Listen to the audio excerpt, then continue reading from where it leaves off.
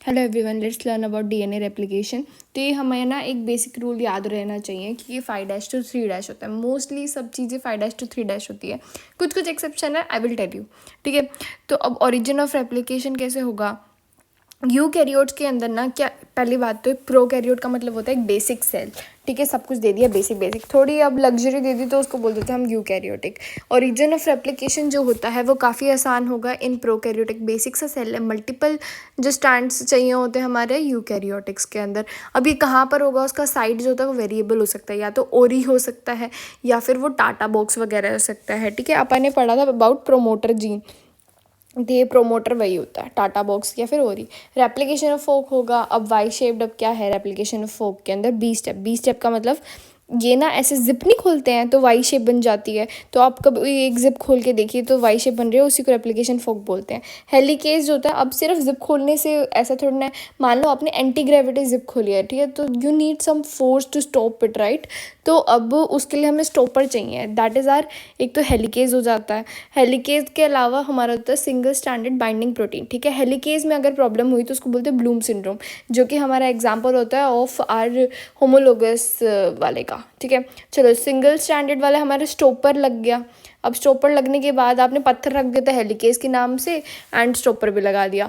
DNA टोपो isomerase जो होता है ना, अब मान लो आप कोई ऐसे ब्रेड नहीं करते, चोटी करते हैं, जैसे टाइट कर रखी है, अचानक से आप छोड़ेंगे तो वो खुल जाएगी, but still there will be some like shape बनी हुई and all, but we want इसको एकदम से सीधा रोड जैसा।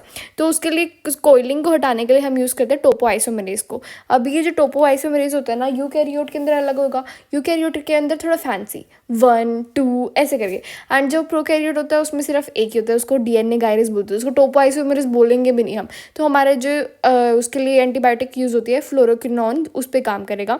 यूकैरियोट के अंदर 1 and 2 है, तो उसके एग्जाम्पल लर्न करने हैं। देखो, TOP1 का एग्जाम्पल है हमारा टोपोटिकैन, ये सब। एंड जो सेकंड वाला है TOP2, उसका एग्जाम्पल है हमारा इटोपिसाइड। साइड, जो साइड होता है, हर एक सिक्के के दो पहलू होते हैं, तो हर एक स्टोरी के दो साइड्स होते हैं, डू नॉट जज पीपल, ओके। तो TOP2 हमारा साइड हो गया, ओके। देन हम चलते हैं अबाउट आर प्राइमेज के ऊपर। तो प्राइमेज जो होता है ना, वो RNA प्राइमर होता है, वो DNA पॉलीमरेज थर्ड होगा। ठीक है, अब देखो जो हमारा प्रोकैरियोट होता है उसमें हमारे DNA पॉलीमरेज 1 2 3 नाम से होते हैं, जबकि यूकैरियोट में अल्फा बीटा गामा डेल्टा होता है। एंड खास बात ये है कि जैसे मैंने अभी आपको टोपो आइसोमेरेज के बारे में बताया था कि 1 and 2 नेमिंग जो होते हैं ना, हम वो कहाँ करते हैं, यूकैरियोट के अंदर, बिकॉज यूकैरियोट जो होते हैं हमारे लग्जरी वाले सेल्स हैं। एंड ऐसे ही सेम मैं अभी आगे भी बताऊंगी, RNA में भी होता है 1 2 3 नाम से हम डिवाइड कर देते हैं in eukaryotes, but in DNA we are dividing 1 2 3 in prokaryotes, इसलिए क्वेश्चन भी इसी पे आते हैं। ठीक है, तो हमारा जो थर्ड वाला होता है ना, वो सबसे इंपॉर्टेंट होता है। प्रोकैरियोट के अंदर मिलेगा, वो हमारा 2 टाइप के स्टैंड्स होते हैं, लीडिंग एंड लैगिंग। जो छोटा डायग्राम है उसके अंदर देखिए, जैसे छोटे वाले एरोज बन रहे हैं, that is our lagging stand, जबकि आगे की तरफ जो एकदम जुप करके बन रहा है, that is our leading stand. ठीक है, कंटिन्यूसली बनता है। तो अब हमारा DNA पॉलीमरेज थर्ड होता है, वो सिंथेसिस करवाएगा। प्रूफ रीडिंग हमेशा अपोजिट में होता है, रिपेयर भी सेम डायरेक्शन में होगा। They can confuse you between repair and proof reading. Proof reading मतलब प्रूफ बताओ, you are like counter cross examination कर रहे हो आपकी करेक्ट है कि नहीं, चलो लीडिंग क्वेश्चंस पूछ वगैरह के। तो आपका जो होगा वो 3' to 5' में होगा, बाकी सब चीज़ें हमारी 5' to 3' में होता है, ये याद रखना, बेसिक प्रिंसिपल है हमारा। DNA पॉलीमरेज 1 जो होता है ना, वो डिग्रेड करता है। ठीक है, कंफ्यूज नहीं होना है, 1 वाला डिग्रेड करेगा RNA प्राइमर्स को, बाकी सब बेसिक काम सेम होता है। सिंथेसिस के लिए हमारा थर्ड वाला मेनली मतलब प्रेजेंट होता है। DNA लाइगेज क्या करेगा, जो हमारे छोटे छोटे स्टैंड्स हैं वो बन गए हैं, ओकाज़ाकी फ्रेगमेंट्स है, इन सबको लिंक करेगा। एंड देन हमारा बनता है टीलोमेरेज हमारा यूकैरियोट में होता है, और ये रिवर्स ट्रांसक्रिप्टेज करता है, जो कि ऐड करेगा DNA को टू TTAGGG एंड पे। ठीक है, वो हमारा एंड कहाँ पे होता है, 3'। We are always talking about 5', but telomerase थोड़ा डिफरेंट है, बिकॉज टीलोमेरेज बहुत इंपॉर्टेंट है। अगर ये इसकी लेंथनिंग एक्सेस हो गई तो कैंसरस बन सकता है, अगर इसकी लेंथनिंग कम होती है तो ये एजिंग करवाता है, बंदे का बुढ़ापा लेकर आता है। तो इट इज़ वेरी इंपॉर्टेंट, इसलिए जो इसमें TTAGG जो स्टैंड है वो 3' में, and reverse transcriptase if you are seeing इतना इंपॉर्टेंट है तो सारे एक्सेप्शन हो रहे हैं इसके अंदर। चलो अब हम पढ़ते हैं नेक्स्ट वाला पेज, उसके अंदर मैं आपको दिखाना चाहती थी RNA पॉलीमरेज के बारे में।